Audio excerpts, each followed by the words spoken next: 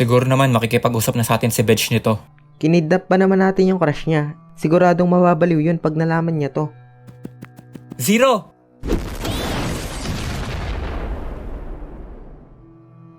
Huwag ka nang magtago, Bedge.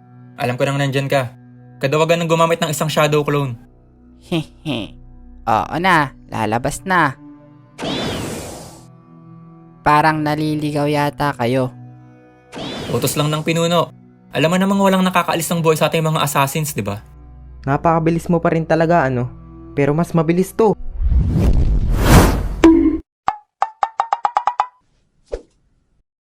Nung bata pa ako, pangarap ko talagang maging ninja. Sino ba namang hindi? Sobrang napakaastig nun.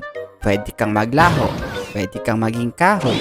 At ang pinakamalupit, pwede kang bumuga ng apoy. Katon no jutsu.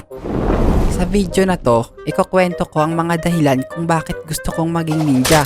Ito ay base lamang sa mga anime na napapanood ko nung bata pa ako Hindi ito base sa mga totoong ninja.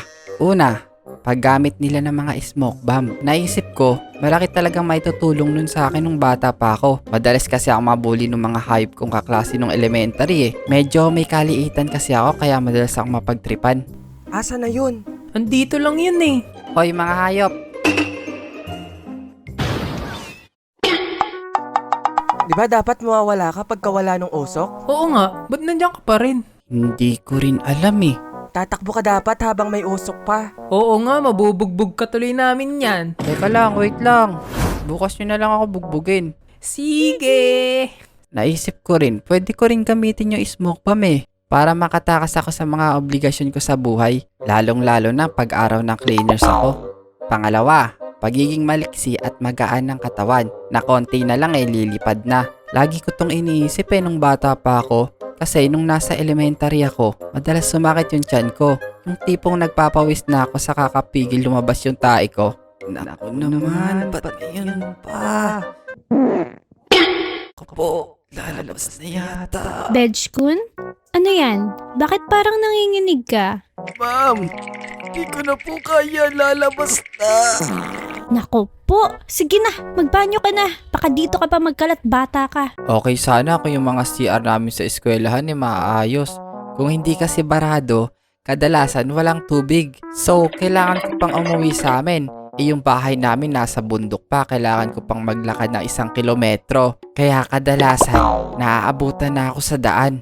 At pangatlo, yung mga ninjutsu nila. Kahit matuto ka lang ng isa sa mga yun Kahit yung pagbuga lang ng apoy.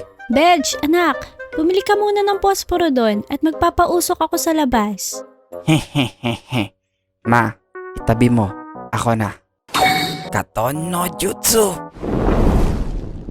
Hayop ka talagang bata ka! Simula ngayon, ikaw na ang aking prinsesa. At ako ang iyong magiting na ninja na laging magtatanggol sa'yo. Aasahan ko yan